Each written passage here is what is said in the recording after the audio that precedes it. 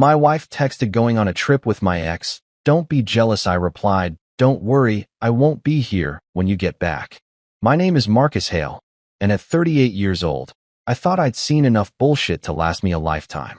Boy, was I wrong. Life has this twisted sense of humor where just when you think you've got things figured out, it sucker punches you right in the gut with a text message that makes you question everything you thought you knew about the person sleeping next to you every night. It was a Thursday evening. Nothing special, just another mind-numbing day at the office where I pushed papers around and pretended to care about quarterly reports. I dragged myself home to our cramped two-bedroom apartment, the one Clara always complained wasn't stylish enough for her Instagram photos. You know the type. Exposed brick walls and Edison bulbs weren't cutting it for her aesthetic anymore. I was sprawled on our beat-up couch, the same one she'd been nagging me to replace for 2 years, when my phone buzzed with that familiar ping that usually meant she was asking me to pick up groceries or reminding me about some friend's birthday party I'd rather skip. Instead, what I saw made my blood turn to ice water in my veins. Going on a trip with my ex, don't be jealous. 6 words. 6 fucking words that managed to demolish 4 years of what I'd stupidly believed was a solid relationship. Not even a phone call, not even the decency of a face-to-face conversation. Just a casual text, like she was telling me she'd grabbed milk from the store. The sheer audacity of it hit me harder than the betrayal itself. Don't be jealous? Don't be jealous? Lady, you just announced you're gallivanting off with the same douchebag who cheated on you 3 times before we got together, and you're telling me not to be jealous like I'm some insecure teenager throwing a tantrum. I stared at that message for what felt like hours, but was probably only 30 seconds.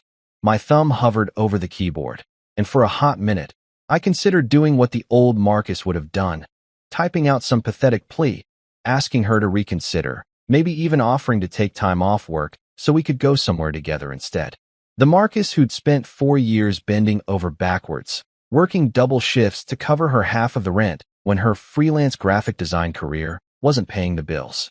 The Marcus who'd pretended not to notice when she'd come home at 2 a.m. claiming she'd been networking at some artsy event downtown. But something inside me snapped. Maybe it was the casual cruelty of her message, or maybe it was the sudden clarity that hit me like a freight train. I'd been playing the fool for way too long. All those late nights when she'd flip her phone face down the second I walked into the room. All those mysterious girls' nights that somehow never included any of the girls I actually knew. All those times she'd pick fights with me right before going out, like she needed to justify something to herself. Clara had always been what my buddy Leo called a chaos junkie, someone who thrived on drama, who needed the emotional roller coaster to feel alive. She'd start arguments just to make up passionately later, create problems just so she could be the one to solve them, and apparently, now she was creating the ultimate chaos by running off with her ex just to see if I'd come crawling after her. Well, surprise, surprise, princess. This time, Daddy wasn't going to chase. My fingers moved across the screen with a steadiness that surprised even me. Don't worry. I won't be here when you get back. Send. The satisfaction that washed over me was immediate and intoxicating. For 4 years, I'd been the stable one, the responsible one, the guy who paid the bills while she found herself. I'd been her safety net, her backup plan, her reliable Marcus who would always be there no matter how badly she treated me. But you know what? Even the most patient man has his breaking point, and mine had just been obliterated by a text message that read like it was written by a sociopath. I could practically picture her face when she read my response. She'd probably expected me to blow up her phone with desperate calls, maybe even show up at wherever she was staying to beg her not to go. That's what had happened the last time she'd pulled this shit. 2 years ago when she'd reconnected with an old college friend who turned out to be another ex. I'd played right into her hands then, pleading with her to stay, promising to be better, to pay more attention, to be more spontaneous. What a fucking joke that had been. This time was different. This time, I felt something I hadn't experienced in years. Freedom. Pure, unadulterated freedom from her emotional manipulation, her constant need for validation, her exhausting drama. It was like someone had lifted a weight off my chest that I didn't even realize I'd been carrying. I looked around our apartment, our so-called love nest, and for the first time, I saw it clearly. The place looked like a shrine to her narcissism. Her yoga mats taking up half the living room, Her organic skincare products covering every surface in the bathroom. Her collection of self-help books about living your best life, stacked everywhere except actually being read. The few things that were mine had been relegated to corners, like I was a guest in my own home. The irony wasn't lost on me. She thought she was punishing me by running off with her ex, but all she'd really done was hand me the keys to my own prison cell. For 4 years, I'd been living my life on her terms, walking on eggshells, trying to be the perfect boyfriend to a woman who saw me as nothing more than a comfortable backup plan. Well, congratulations, Clara. You just freed me from the worst relationship decision I'd ever made. My phone sat silent on the coffee table, and I knew it wouldn't stay that way for long. Soon enough, she'd realized that her little power play had backfired spectacularly. She'd probably start with confused texts, then move on to angry ones, and finally resort to the tears and apologies that had worked so well in the past. But this time, I had something I'd never had before, the absolute certainty that I was done being her emotional punching bag. The evening stretched ahead of me, quiet and full of possibilities I hadn't dared to imagine in years. That night, I began to pack, and let me tell you, there's something almost therapeutic about dismantling a life that was never really yours to begin with. I didn't storm around the apartment throwing shit into boxes like some unhinged ex-boyfriend in a rom-com. Nope. This was methodical, surgical even. Every shirt folded with military precision, every drawer emptied with the kind of calm that would have scared the hell out of Clara if she'd been there to witness it. The silence in our apartment was deafening, but not in a lonely way. More like the quiet you get right before a massive thunderstorm breaks. You know that moment when the air gets thick and everything goes still, and you can practically taste the electricity?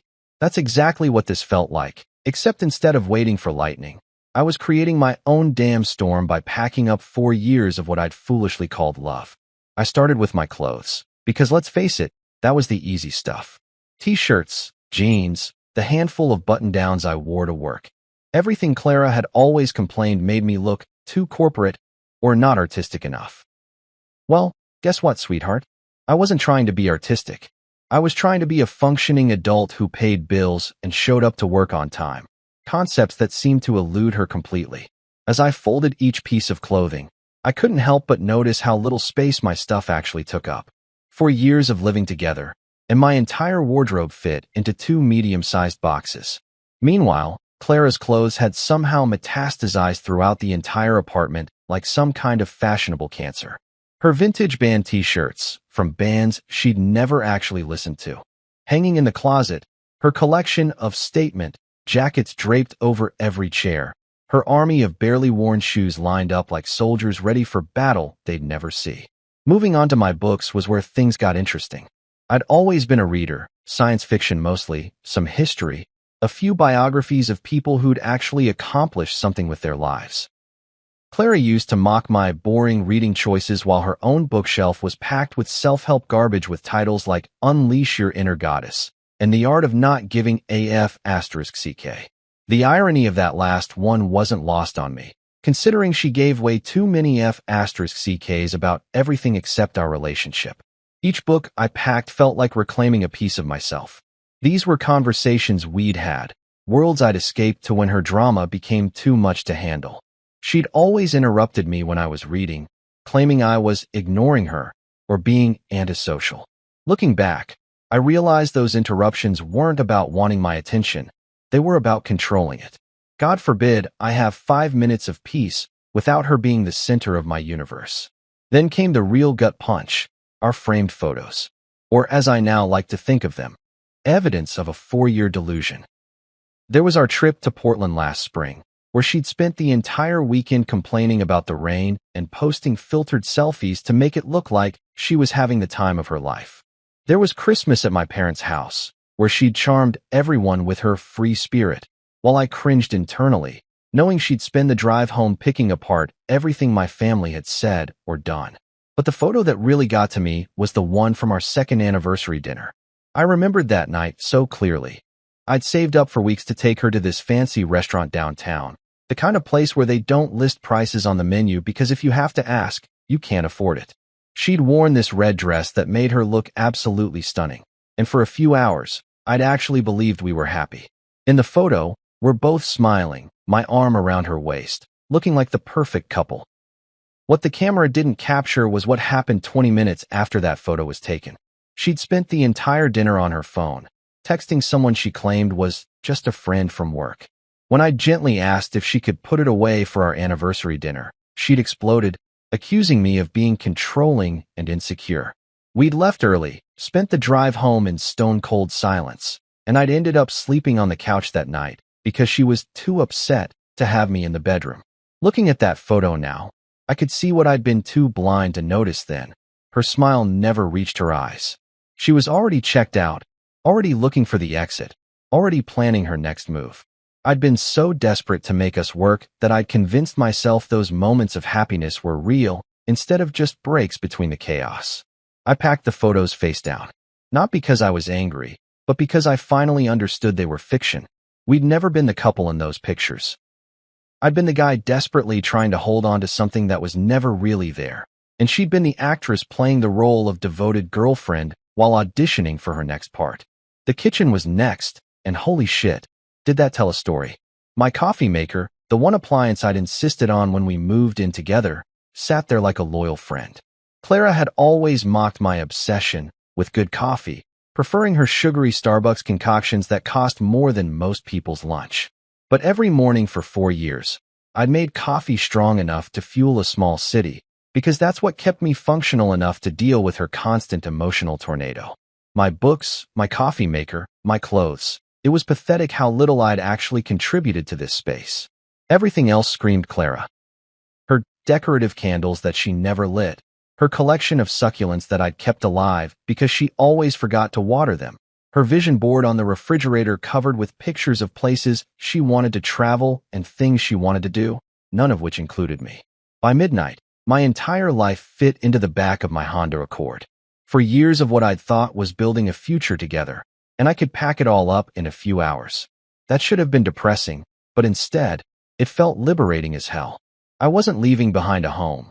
I was escaping a beautifully decorated prison cell. As I loaded the last box into my car, I took one final look at our apartment. The place looked exactly the same, just with a few empty spaces where my stuff used to be. It was like I'd never really lived there at all, like I'd been a ghost haunting someone else's life for 4 years. I didn't slam the door behind me. I didn't even look back. I just locked it, slipped the key under the mat, and walked away from the biggest mistake of my adult life with the kind of quiet dignity that would have pissed Clara off more than any screaming match ever could. The next morning, my phone exploded like a goddamn fireworks show on the 4th of July, except instead of celebrating freedom, Clara was having a full-blown meltdown in my text messages. I'm talking rapid-fire notifications that would have made a machine gun jealous. My phone was buzzing so aggressively, I thought it might vibrate itself right off the nightstand of my crappy motel room. Yeah, that's right. I'd spent my first night of freedom in a Motel 6 that smelled like disinfectant and broken dreams. The kind of place where the ice machine sounds like it's having an existential crisis, and the wallpaper pattern looks like it was designed by someone having a bad acid trip in 1987. But you know what? It was mine.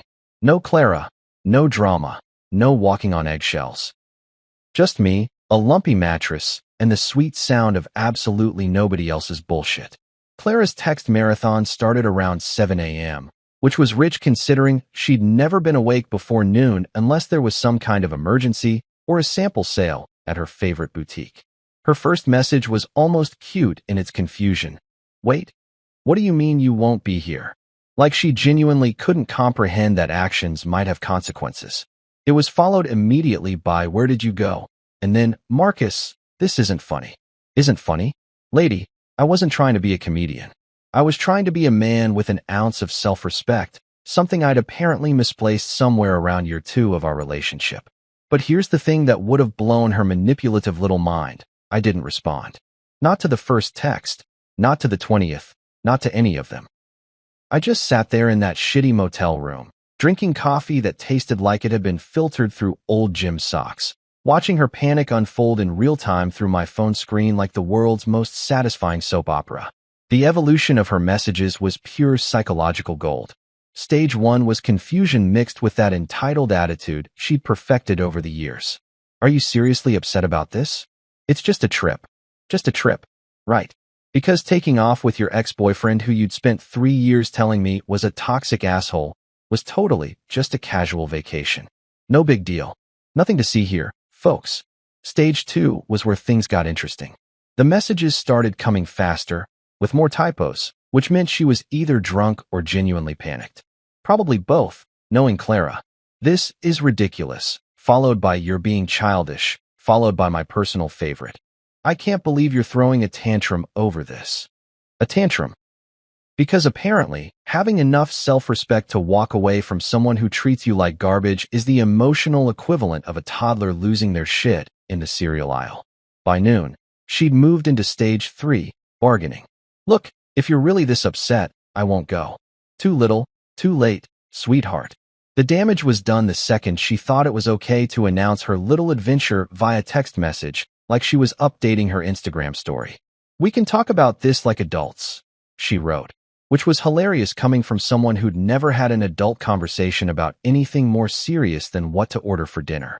But the real entertainment started around 2 p.m. when she shifted into stage 4, full-blown desperation with a side of manipulation.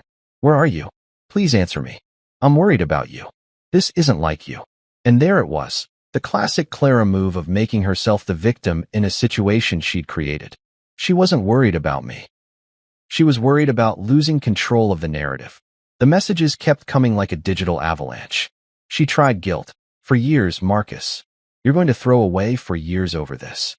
She tried logic. We can work through this if you just talk to me. She even tried reverse psychology. Fine. If you want to be immature about this, that's your choice. Each message was a window into her psychological playbook, and I was finally seeing the game she'd been playing all along. Meanwhile, I was doing something I hadn't done in years, exactly what I wanted to do. I drove around town with no destination in mind, windows down, music loud enough to drown out the sound of my phone buzzing. I stopped at a diner I'd been wanting to try for months, but never could because Clara thought diners were beneath her sophisticated palate. I ordered a burger and fries and ate every greasy, delicious bite without someone across from me complaining about processed food and empty calories. The freedom was intoxicating. No schedule to keep except my own. No mood to manage except mine. No drama to navigate. No eggshells to tiptoe around. No emotional landmines to carefully sidestep. For the first time in 4 years, I could just exist without having to justify my existence to someone else. By evening, I'd found a modest rental across town. Nothing fancy, just a one-bedroom apartment with hardwood floors that creaked when you walked and a balcony that overlooked a quiet street lined with oak trees. The landlord was this old guy named Frank who didn't give a shit about my relationship drama, just wanted first month's rent and a security deposit. Cash transaction, keys in hand, done deal. As I stood on that creaky balcony, watching the sun set over a neighborhood I'd never lived in before, my phone buzzed one more time. Clara's final message of the day. I don't understand what I did wrong. And that right there. That complete lack of self-awareness, that inability to see how announcing a romantic getaway with an ex via text message might be hurtful. That was everything I needed to know about why this relationship had been doomed from the start. I could have explained it to her. I could have written a novel-length response breaking down exactly what she'd done wrong, how she'd treated me, why I was done. But you know what's more powerful than words? Silence. Complete, absolute, deafening silence. She'd spent 4 years talking at me, talking over me, talking around me, but never really talking to me. Now it was my turn to communicate, and I was saying everything I needed to say by saying absolutely nothing at all. The silence was my response, my statement, my final answer. And in a world where Clara had always been the loudest voice in the room, my silence was the most powerful thing I'd ever said. 2 days later, my phone rang, and for a split second, I thought it might be Clara trying a different approach to break through my wall of silence. But no, the caller ID showed Leo Carter, and suddenly I realized I was actually excited to talk to another human being. Funny how you don't realize you've been living in isolation until someone throws you a lifeline you actually want to grab. Leo and I had been buddies since college, back when we were both young and stupid enough to think we knew everything about life. He'd watched my entire relationship with Clara unfold like a slow-motion car crash, and to his credit, he'd tried to warn me more than once. But you know how it is when you're neck deep in someone else's crazy. You can't see the forest for the trees, and you definitely can't see the red flags for the rose-colored glasses. Marcus, dude. Leo's voice came through the phone with that particular mix of disbelief and sympathy that told me he'd already heard Clara's version of events. What the hell is going on? Clara's been blowing up everyone's phones telling them you left her over some harmless trip she wanted to take. I had to laugh at that. Harmless trip. Right. Like taking a romantic getaway with your ex-boyfriend is the equivalent of going to visit your grandmother in Florida. The audacity of this woman never ceased to amaze me, even when I thought I'd reached my limit for being amazed by her bullshit. Let me guess, I said, settling into the creaky chair in my new apartment. She's painting herself as the victim in this whole situation, right? Poor little Clara, abandoned by her heartless boyfriend who couldn't handle her free spirit. Pretty much, yeah, Leo confirmed, and I could hear him trying not to laugh. But here's the thing, man, nobody's buying it. I mean, some people are being polite about it, but anyone who's spent more than 5 minutes around you two knows what's really going on here. That hit me harder than I expected it to. For 4 years, I'd been so worried about what people thought of our relationship, so concerned with maintaining the facade that everything was perfect, that I'd never stopped to consider that maybe our friends weren't as blind as I'd been. Maybe they'd been watching me slowly disappear into Clara's drama and wondering when I'd finally wake up. She's telling people you threw a tantrum over her going on vacation, Leo continued, and I could practically hear him making air quotes through the phone. But dude, everyone knows about her ex. Everyone knows what kind of vacation this really is. The fact that you didn't fight, didn't beg, didn't make a scene, that's what's eating her alive. And there it was. The truth I'd been too close to see clearly. Clara had always thrived on chaos, on drama, on the emotional roller coaster of fighting and making up. She needed the intensity, the tears, the passionate reconciliations that made her feel like she was living in some kind of romantic movie where she was the star and I was the supporting character whose only job was to chase her around and beg for her attention. You know what the crazy part is? Leo went on, and I could tell he was just getting warmed up. She actually seems confused about why you left. Like, genuinely confused. She's telling everyone she doesn't understand what she did wrong, and that you're being unreasonable. It's like she lives in a completely different reality than the rest of us. That tracked. Clara had always had this amazing ability to rewrite history in real time, to take situations where she was clearly in the wrong and somehow twist them around until she was the injured party. It was like watching a master magician at work, except instead of pulling rabbits out of hats, she was pulling victimhood out of situations where she was the one holding the knife. The thing is, Leo said, and his voice got more serious, everyone's been waiting for this moment for years. We've all watched her treat you like shit, watched you bend over backwards trying to make her happy, watched you lose yourself in her crazy. When someone texted me that you'd finally walked away, my first thought wasn't, oh no, poor Clara. It was, thank God, he finally grew a spine. Ouch. But also, yeah, fair point. I had been spineless for way too long, hadn't I? I'd been so afraid of being alone, so terrified of admitting that I'd wasted 4 years of my life on someone who saw me as nothing more than a convenient safety net, that I'd let her walk all over me until I'd forgotten what it felt like to stand up straight. She's also been trying to get people to call you, Leo added with a chuckle, asking mutual friends to talk sense into you and convince you to stop being stubborn. But here's the beautiful part. Nobody wants to do it. Like, nobody. Even the people who like Clara are basically telling her she made her bed and now she gets to lie in it. The satisfaction that washed over me was immediate and warm. For years, I'd felt like I was the crazy one, like I was the problem in our relationship. Clara had this way of making me feel like every issue between us was somehow my fault. I wasn't attentive enough. I wasn't spontaneous enough. I wasn't understanding enough of her complex emotional needs. But hearing that our friends had been watching the same shit show I'd been living and coming to the same conclusions I was finally reaching, that was validating in a way I hadn't expected. You want to know the best part? Leo asked, and I could tell he was grinning. Jake ran into her at that coffee shop downtown yesterday.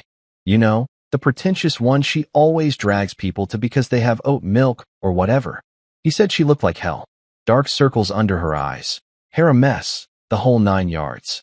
And when he asked how she was doing, she just started crying right there in line. I should have felt bad about that.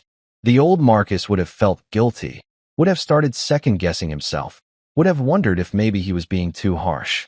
But the new Marcus? The one who'd finally remembered what self-respect felt like?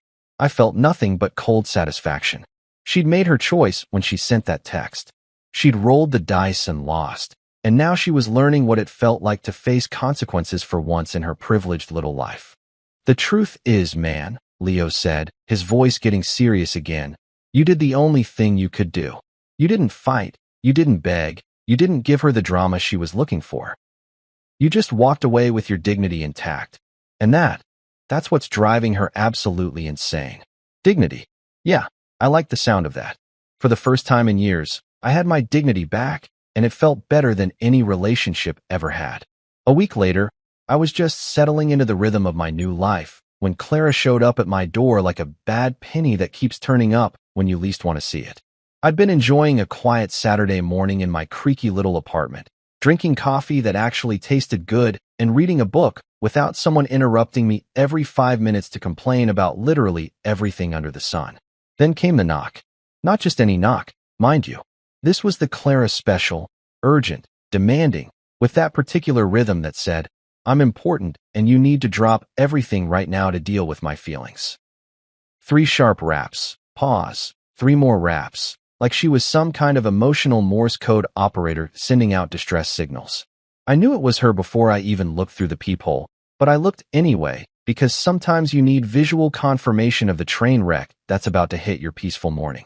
And there she was, looking like she'd been through a blender set on emotional breakdown. Her usually perfect hair was pulled back in a messy ponytail, no makeup, wearing those ratty yoga pants. She only broke out when she was having what she liked to call a moment of authentic vulnerability.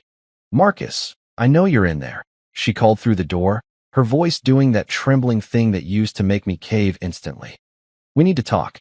You can't just throw everything away like this. Oh, but I could. And I was. Standing there on the other side of that door, I felt something I hadn't experienced in years, complete control over my own life. She could knock until her knuckles bled. She could cry until she dehydrated herself. She could camp out on my doorstep like some kind of romantic movie stalker. None of it was going to make me open that door. I don't understand what happened, she continued, and I could hear her leaning against the door now. 1 minute everything was fine, and the next minute you're gone. It was just a trip, Marcus. I needed space to figure things out. Space. That magic word again. The only time Clara ever needed space was when it involved another man, usually an ex-boyfriend who'd suddenly reappeared in her life like a recurring infection. She never needed space when I was paying her half of the rent because her freelance career wasn't covering her expensive taste in organic everything. She never needed space when she wanted me to drive her to the airport at 5 a.m. because Uber was too expensive. She never needed space when she needed someone to listen to her complain about her friends, her family, her job, or whatever other crisis was currently consuming her self-absorbed little world. I know I should have talked to you about it first, she said, and I had to give her credit. She was hitting all the right notes in her apology symphony. But I didn't think you'd react like this. I thought you trusted me. Trust her? I trusted her right up until the moment she announced via text message that she was running off with her ex-boyfriend like it was the most natural thing in the world. I trusted her through all those late nights when she came home smelling like someone else's cologne. I trusted her through all those mysterious phone calls she had to take in the other room. I trusted her right up until my trust finally died of exhaustion from being constantly abused. The knocking started up again, more urgent now, with that edge of panic that meant she was finally starting to understand that her usual manipulation tactics weren't working. You can't just disappear like this. It's been a week, Marcus. A week. I've been worried sick about you. Worried sick. Right. She'd been worried sick about losing her safety net, her backup plan, her reliable Marcus who would always be there to clean up her messes and pay for her mistakes. But worried about me as a person? About my feelings, my well-being, my happiness? That was rich coming from someone who'd spent 4 years treating me like an emotional support human whose only job was to make her feel better about herself. I called your work, she said, and I could hear the desperation creeping into her voice now. They said you took some personal time. Where are you staying? Are you okay? Please just talk to me. Personal time. Yeah, I'd burned through some of my accumulated vacation days to give myself space to breathe, to think, to remember what it felt like to be a human being instead of an extension of Clara's ego. My boss had been surprisingly understanding when I'd explained that I was going through a life transition.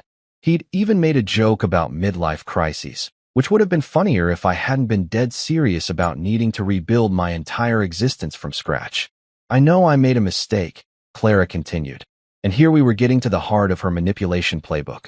The admission of fault, delivered with just the right amount of vulnerability to make me feel like a monster for not instantly forgiving her. I should have talked to you first. I should have been more considerate of your feelings. But Marcus, you're the love of my life. You're my person. I can't lose you over this. Love of her life. Her person. The same person she'd casually informed via text that she was taking a romantic getaway with her ex-boyfriend. The same person whose feelings she'd never once considered before making any major decision in 4 years of what I'd foolishly thought was a partnership. If I was the love of her life, then I felt genuinely sorry for any other poor bastard who might come after me. The crying started then. Real tears, not the crocodile variety she usually deployed when she wanted something. I could hear her sliding down the door, probably sitting on my doorstep now like some kind of abandoned puppy. And you know what? Part of me wanted to open that door. Part of me wanted to comfort her, to tell her everything would be okay, to fall back into the familiar pattern of being her emotional caretaker. But a bigger part of me, the part that had finally remembered what self-respect felt like, stayed right where I was. Because this wasn't about love anymore. Hell, maybe it had never been about love. This was about respect, about basic human decency, about treating your partner like an actual partner instead of a convenient accessory to your life. She'd had 4 years to figure out how to respect me, and she'd failed spectacularly. Now she could figure out how to live without me. Days bled into weeks, and Clara's approach to winning me back evolved like some kind of twisted psychological experiment. What started as desperate pleas and crocodile tears slowly morphed into something uglier. Something that showed me exactly who she really was underneath all that fake vulnerability. And honestly, it was the best thing that could have happened, because it made walking away feel less like abandoning someone I loved and more like escaping a psychological prison I'd been too blind to recognize. The text messages came in waves, each one more revealing than the last. At first, she tried the pity party approach. I can't eat. I can't sleep. I'm falling apart without you. Classic Clara, making everything about her suffering while completely ignoring the fact that she'd caused this whole mess in the first place. It was like watching someone complain about getting wet after deliberately jumping in a swimming pool. When the pity party didn't work, she switched to bargaining mode. I'll cancel the trip. I'll never talk to him again. I'll do whatever you want if you just come home. Too little, too late, sweetheart. The damage wasn't just in the trip itself. It was in the casual way she'd announced it. The complete disregard for my feelings, the assumption that I'd just roll over and take whatever she dished out, because that's what I'd been doing for 4 years. But it was when the bargaining phase failed that things got really interesting. That's when Clara's mask finally slipped, and I got to see the real person I'd been sharing a bed with all this time. The shift was so dramatic, it was almost impressive. Like watching Jekyll transform into Hyde, except Hyde had better hair and a victim complex the size of Texas. You never loved me, came the first venomous text, arriving at 2 a.m. on a Tuesday like some kind of midnight revelation. If you really loved me, you wouldn't abandon me like this.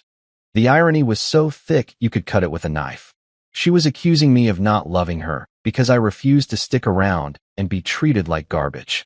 In Clara's twisted logic, love meant accepting whatever scraps of affection she felt like throwing my way while she gallivanted around with other men. The next message was even better. You're heartless. You're cold. You were just waiting for an excuse to leave me. Waiting for an excuse? Lady, I'd had excuses coming out of my ears for 4 years. I could have left when she spent our vacation fund on a shopping spree without telling me. I could have left when she forgot to invite me to her company Christmas party because her ex was going to be there. I could have left when she started picking fights with me every time she wanted to go out without me. But I hadn't left. I'd stayed, like an idiot, thinking that love meant enduring endless bullshit in silence. You were looking for any reason to run away because you're scared of real intimacy. she texted the next day, and I had to laugh at that one. Scared of real intimacy? I'd spent 4 years trying to get intimate with someone who kept me at arm's length emotionally, while expecting me to be available for her every whim. Real intimacy would have involved her actually talking to me before deciding to take a romantic vacation with her ex-boyfriend instead of announcing it like a weather update. But the real masterpiece came a few days later. I hope you're happy. You've destroyed the best thing that ever happened to you. The best thing that ever happened to me. Right. Because being someone's emotional punching bag and financial safety net, while they treated me like an inconvenient roommate, was definitely the pinnacle of human experience. Each poisonous message she sent felt like another chain falling away from my ankles. For years, I'd been walking around carrying the weight of her emotional instability, her financial irresponsibility, her complete inability to consider anyone's needs but her own. I'd convinced myself that this weight was love, that caring for someone meant accepting their worst behavior and trying to fix them through patience and understanding.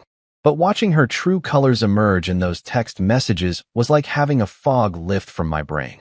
This wasn't love. This was emotional abuse disguised as romance. She'd spent 4 years conditioning me to believe that her happiness was my responsibility, that her problems were mine to solve, that her moods were mine to manage. And when I finally stopped playing that game, she revealed exactly what she thought of me. The freedom that came with each nasty message was intoxicating. I wasn't losing the love of my life. I was escaping someone who'd never really loved me at all.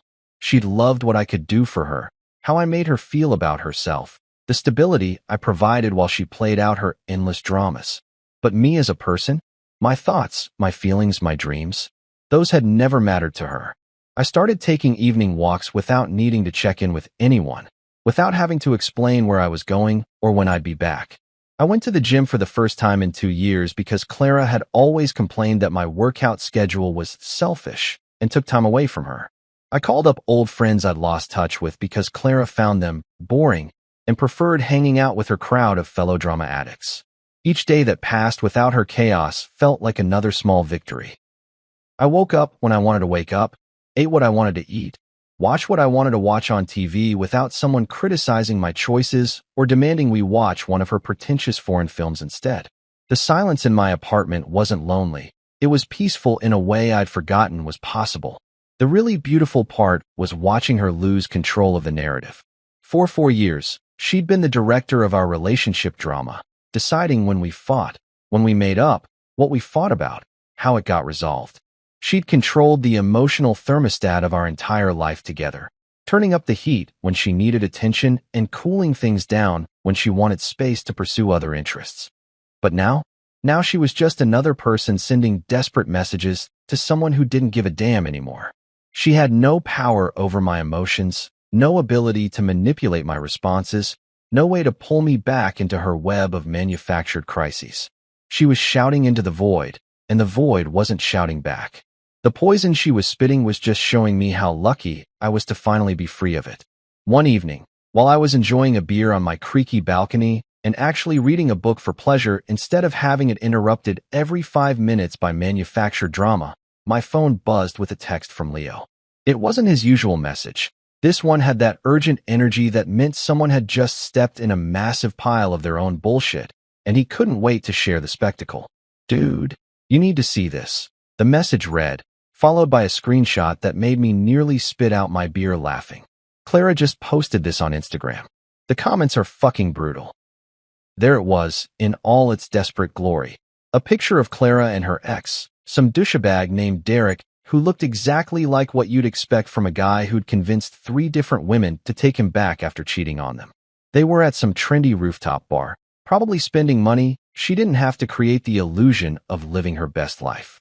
Clara was wearing this forced smile that didn't quite reach her eyes, the kind of expression you see on hostages in proof-of-life photos, while Derek had his arm around her with the smug look of a guy who thought he'd won some kind of prize. But the real masterpiece was the caption. "True love never dies, 2 hearts, #second chances, #soulmates, #living my truth." True love never dies. Jesus Christ, the audacity was breathtaking.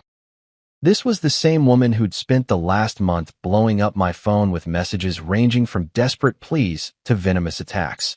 And now she was posting inspirational quotes about eternal love with the same guy who'd cheated on her with her own roommate 3 years ago. The hashtags were the cherry on top of this shit Sunday. Hashtag second chances. More like hashtag third or fourth chances, considering Derek's track record. Hashtag soulmates. Sure, if your soulmate is someone who treats commitment like a suggestion and fidelity like an optional upgrade. Hashtag living my truth. The only truth she was living was that she'd rather be with someone who treated her like garbage than admit she'd fucked up the best relationship she'd ever had. But here's where it got really good. The comments section was an absolute bloodbath, and Clara had walked right into it with her eyes wide open. Leo had screenshotted the best ones, and reading them was like watching a masterclass in social media karma. "Didn't you have a boyfriend like last month?" wrote Sarah, one of Clara's college friends who'd clearly been keeping track of the timeline. "This is the same guy who cheated on you, right?" asked another mutual acquaintance, apparently not buying into Clara's revisionist history. But my personal favorite came from Marcus's cousin Jenny, who'd never particularly liked Clara but had always been polite for my sake. Some people really love being treated like shit, I guess. Different strokes for different folks. Woman shrugging. The passive-aggressive emoji was the perfect touch, just enough plausible deniability to avoid being called out directly, but savage enough to draw blood. Jenny had always been good at that kind of surgical social media strike. Even better were the reactions from people who knew both of us. Instead of the flood of hard eye emojis, and you go girl. Comments Clara had probably been expecting. She was getting a masterclass in why you don't air your relationship drama on social media when everyone knows you're full of shit. "Where's Marcus in all this?" asked one of our mutual friends, apparently not buying Clara's narrative that I'd just disappeared into thin air for no reason. "Wasn't this posted from the same restaurant Marcus took you for your anniversary last year?" observed another friend with the kind of attention to detail that Clara probably wasn't counting on. That observation hit different, and I could practically see Clara's face falling as she realized people were connecting dots she'd hoped would stay disconnected. Yeah, that was the same rooftop bar where I'd spent a week's salary trying to give her a perfect anniversary dinner, only to have her spend the entire evening texting Derek about some emergency that turned out to be him being lonely after his latest girlfriend dumped him. The really beautiful part was watching Clara try to control the damage in real time. She started responding to comments with increasingly desperate attempts to maintain her narrative. Sometimes you have to follow your heart, even when others don't understand red heart, and not everyone is brave enough to fight for real love flexed biceps. But the internet is undefeated when it comes to calling out bullshit, and Clara was learning that lesson the hard way. For every inspirational platitude she posted, someone else would drop a truth bomb that exposed another layer of her self-deception. "Brave enough to fight for real love," Leo texted me. "Or stupid enough to fall for the same bullshit twice." Faced with tears of joy. The whole thing was like watching someone step on a rake in slow motion. You could see the disaster coming from a mile away, but they were too invested in their own delusion to change course. Clara had always been addicted to social media validation, constantly posting carefully curated glimpses of our relationship to make it look like we were living some kind of fairy tale. Now she was using the same playbook with Derek, except this time everyone knew the behind-the-scenes story. What really got me was the timing. A month ago, she'd been crying on my doorstep, telling me I was the love of her life and begging me to take her back. Now she was posting about true love, with the same guy who'd broken her heart so badly that she'd spent 3 months on my couch eating ice cream and making me promise I'd never treat her like he had. But here's the thing that would have shocked the old Marcus. I didn't feel angry looking at that picture. I didn't feel jealous or hurt or betrayed. I felt nothing but cold satisfaction and maybe a little pity for Derek, who clearly had no idea what he was signing up for. Because I knew something that Derek was about to learn the hard way. Clara didn't want love. She wanted chaos. She didn't want a partner. She wanted an audience. And Derek, poor bastard, had just volunteered to be the next supporting character in the ongoing drama series that was Clara's life. The comments kept coming, each one more brutal than the last, and I realized that Clara had inadvertently done me the biggest favor possible. She'd shown everyone exactly who she really was, and they weren't buying what she was selling. Sometimes the best revenge really is just letting people expose themselves. A month later, Clara returned, But this time she wasn't the smug, self-righteous woman who'd announced her romantic adventure via text message. Nope. This version of Clara looked like she'd been put through an emotional blender set on reality check. And honestly, it was both satisfying and pathetic to witness. I was coming home from the gym. Yeah, I'd actually been going to the gym regularly since escaping her emotional prison. When I spotted her sitting on the steps outside my apartment building. At first, I thought maybe I was hallucinating, because the woman hunched over on those concrete steps looked nothing like the confident, free-spirited goddess who'd been posting inspirational quotes about living her truth just weeks earlier. Her hair, usually styled to Instagram perfection, was pulled back in a greasy ponytail that screamed, "I haven't showered in 3 days."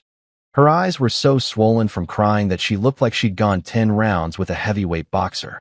She was wearing the same ratty sweatshirt she'd had since college, the one she only broke out during her deepest depressive episodes, and her hands were shaking as she clutched a tissue that had clearly seen better days. When she looked up at me, I almost felt sorry for her. Almost. But then I remembered the casual cruelty of that text message, the month of venomous accusations when I wouldn't come crawling back, and the social media circus where she'd tried to parade her true love in front of everyone who knew better. "Marcus," she said, and her voice was so hoarse it sounded like she'd been crying for weeks. Which, judging by her appearance, she probably had been. I made a mistake. I made the biggest mistake of my life. No shit, Sherlock. But I didn't say that. I just stood there, gym bag in hand, looking down at the wreckage of the woman who'd thought she could trade up from someone who actually loved her to someone who'd already proven he was a piece of shit. "I thought he'd changed," she continued, the words tumbling out like she'd been rehearsing this speech for days. "I thought maybe we were both different people now, that we could make it work this time. But he hasn't changed, Marcus. He's exactly the same selfish, lying asshole he always was." The irony was so thick I could taste it. She'd spent 4 years with someone who'd treated her well, who'd been faithful, who'd bent over backwards to make her happy, and she'd thrown it all away for a guy who'd already shown her exactly who he was. But somehow, she'd convinced herself that Derek 2.0 would be different from Derek 1.0, despite all evidence to the contrary. "You were the stable one," she said, and there was something in her voice that I'd never heard before. Genuine regret mixed with desperation. "You were the one who actually cared. You never lied to me, never cheated on me, never made me feel like I was worthless. And I threw it all away for a fantasy." A fantasy. Finally, a moment of actual self-awareness from someone who'd spent the better part of our relationship living in a carefully constructed delusion where she was the victim of everyone else's inability to understand her complex emotional needs. "I know I hurt you," she went on, and the tears were flowing freely now. "I know I treated you terribly, and I know I don't deserve another chance. But Marcus, you're the only good thing that ever happened to me. I was too stupid to see it when I had it, but I see it now." And there it was, the speech I'd fantasized about hearing for months when I was still invested in our toxic relationship. The acknowledgement of my worth, the admission that she'd been wrong, the recognition that she'd lost something valuable. A few months ago, these words would have been music to my ears, validation for every sleepless night I'd spent wondering if I was crazy for thinking I deserved better. But standing there looking down at her, I felt something I hadn't expected, absolutely nothing. No surge of triumph, no desire to comfort her, no inclination to say, "I told you so." Just a flat, emotionless observation of someone who'd finally run out of people to blame for her own bad decisions. "Derek started seeing someone else 2 weeks into our romantic getaway," she continued, apparently interpreting my silence as an invitation to keep talking. "Some girl he met at the hotel bar. He didn't even try to hide it from me, just told me I was too needy and that he needed variety in his life. He left me stranded in Miami with a hotel bill I couldn't pay and a plane ticket I had to beg my parents to help me change." Part of me wanted to laugh at the poetic justice of it all. She'd left a stable relationship for a fantasy, and the fantasy had turned into a nightmare so predictable that everyone except Clara had seen it coming. Derek had done exactly what Derek always did, used her for whatever he needed and then discarded her when something shinier came along. "I called you so many times from the airport," she said, and her voice cracked completely now. "I just wanted to hear your voice, to know that maybe I hadn't destroyed everything good in my life. But you never answered. You never answered any of my calls. Of course I hadn't answered. By that point, I'd learned to recognize her number and send it straight to voicemail. I'd been too busy rebuilding my life to get sucked back into her drama, too focused on remembering what peace felt like to voluntarily return to chaos. "Please, Marcus," she said, and now she was looking up at me with those red-rimmed eyes that used to be my weakness. "I know I don't deserve it, but please give me another chance. I'll do anything. I'll change. I'll go to therapy. I'll never talk to Derek again. I'll be the woman you deserve. The woman I deserve." As if she could just flip a switch and become someone different, someone capable of basic respect and consideration. As if 4 years of emotional manipulation could be erased by a few weeks of consequences catching up with her. I looked at her for a long time, this broken woman who'd once held so much power over my happiness, and realized that the spell was completely broken. She wasn't the love of my life. She was just another person who'd learned too late that actions have consequences. I looked at her for a long time, calm as the night air around us, watching this broken woman who'd once controlled every aspect of my emotional life, like she was conducting some twisted orchestra where I was always playing second fiddle to her drama. The silence stretched between us, heavy with 4 years of history and 1 month of absolute clarity that had changed everything. Clara sat there on those concrete steps, clutching that soggy tissue like a lifeline, waiting for me to say something that would give her hope. Her eyes were searching my face for any sign of the old Marcus. The one who would have immediately dropped to his knees to comfort her, who would have started apologizing for her pain even though I hadn't caused it, who would have convinced himself that her suffering somehow erased all the bullshit she'd put me through. But that Marcus was gone, killed off by a text message and buried under a month of the most peaceful solitude I'd experienced in years. The man standing here now was someone who'd remembered what self-respect felt like, what it was like to sleep through the night without wondering what crisis would greet me in the morning, what it meant to make decisions based on my own needs instead of constantly managing someone else's emotional temperature. "You want to know something, Clara?" I finally said, my voice steady and calm in a way that seemed to surprise her. "A month ago, these words from you would have meant everything to me. I would have seen your tears and thought they were proof that you finally understood what you'd lost. I would have heard your apologies and convinced myself that they meant you'd actually changed." She looked up at me with something like hope flickering in those red-rimmed eyes, probably thinking this was the beginning of my forgiveness speech, the part where I'd tell her that love conquers all and we could work through anything together. "But here's the thing," I continued, and I could see that hope starting to dim as she realized where this was heading. "I don't want your apologies anymore. I don't want your promises to change or your desperate attempts to convince me that you've finally figured out my worth. Because you know what, Clara? You knew my worth all along. You just didn't give a damn about it." The words came out measured and deliberate, each one carefully chosen and delivered without a trace of the anger or bitterness she was probably expecting. This wasn't a furious rant from a wounded ex-boyfriend. This was a calm statement of facts from someone who'd finally seen the situation clearly. "You didn't leave me for Derek because you thought he'd treat you better," I said, watching her face crumble as I spoke.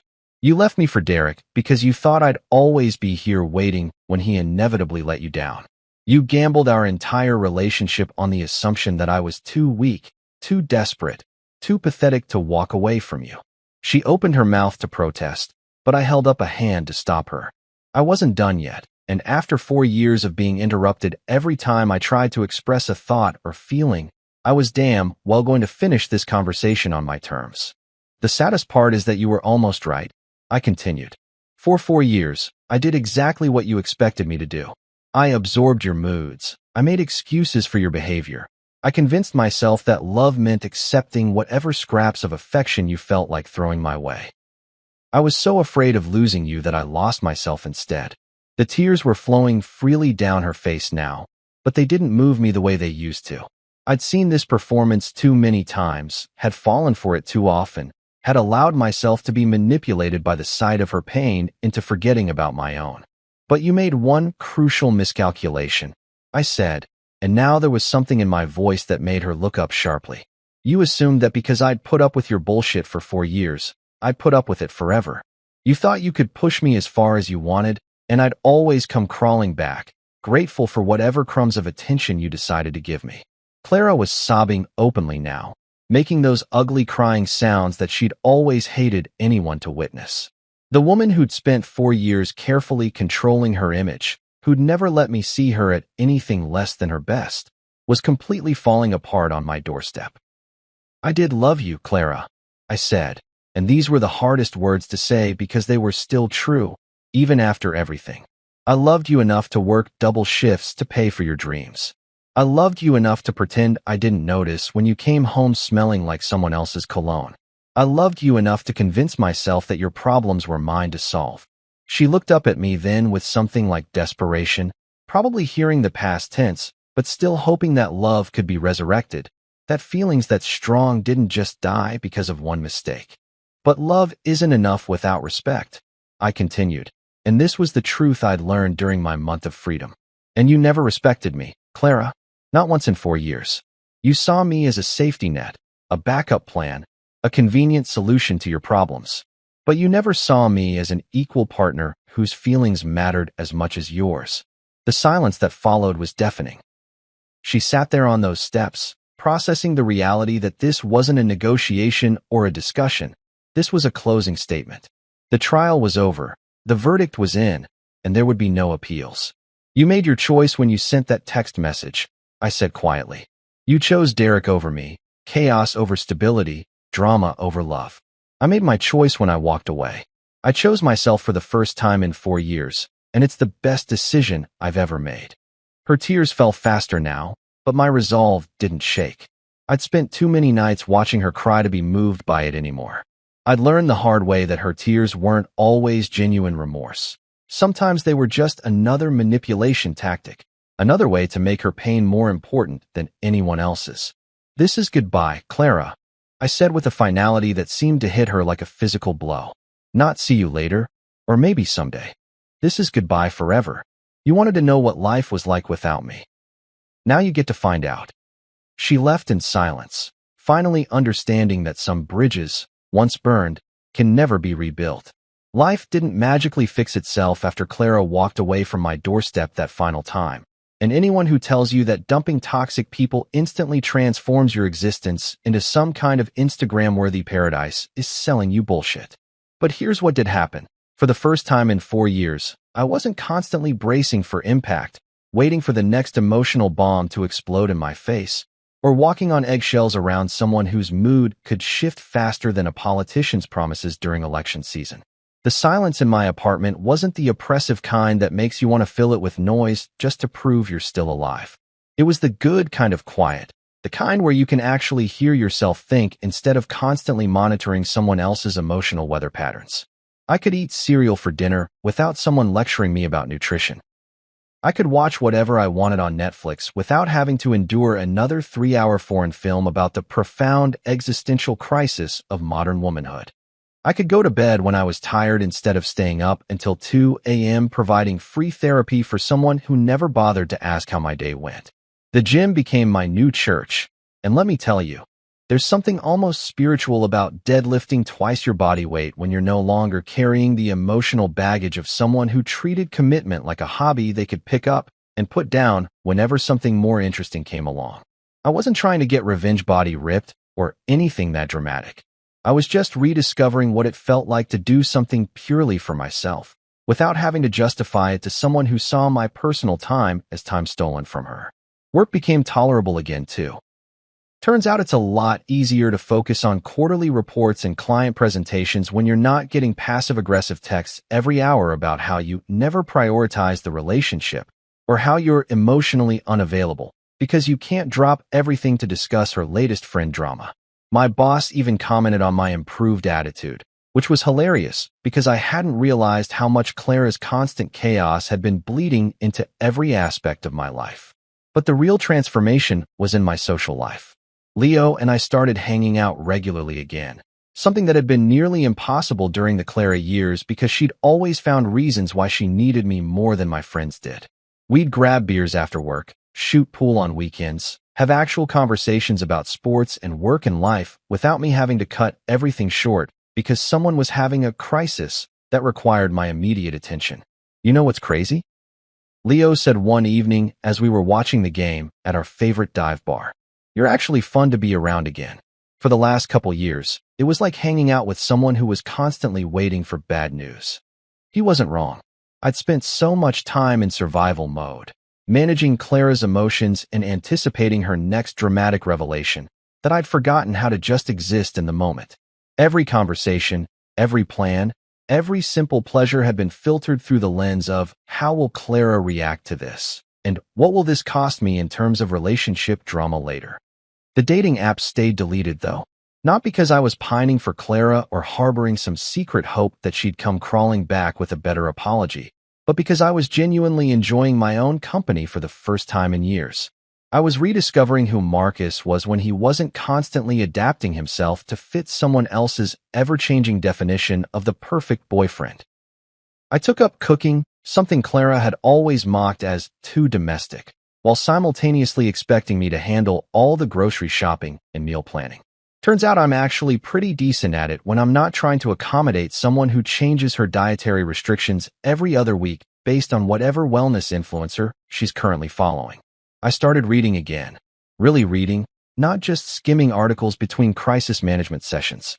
Science fiction, history, biographies of people who'd actually accomplished something meaningful with their lives instead of just posting inspirational quotes about living authentically while treating everyone around them like supporting characters in their personal drama.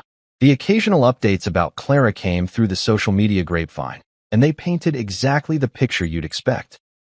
She'd bounced back to Derek twice more after our final conversation, each reconciliation lasting about as long as a Hollywood marriage before imploding in spectacular fashion.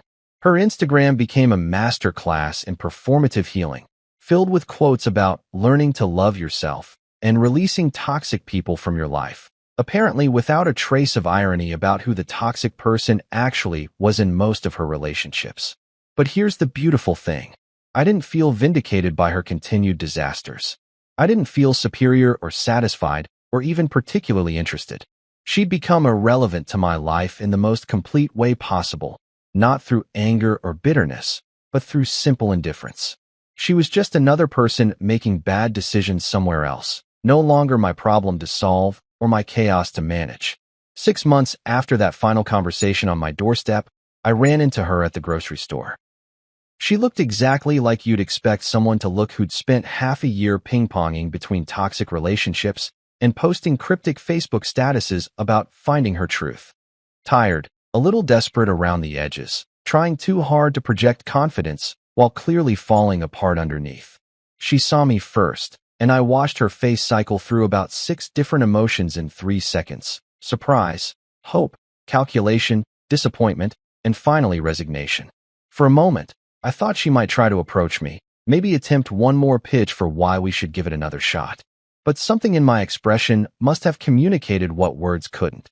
That ship hadn't just sailed. It had sunk to the bottom of the ocean and been claimed by the fish. I nodded politely, the way you'd acknowledge any casual acquaintance, and kept walking. The sweetest revenge wasn't proving her wrong with words or gestures or dramatic confrontations.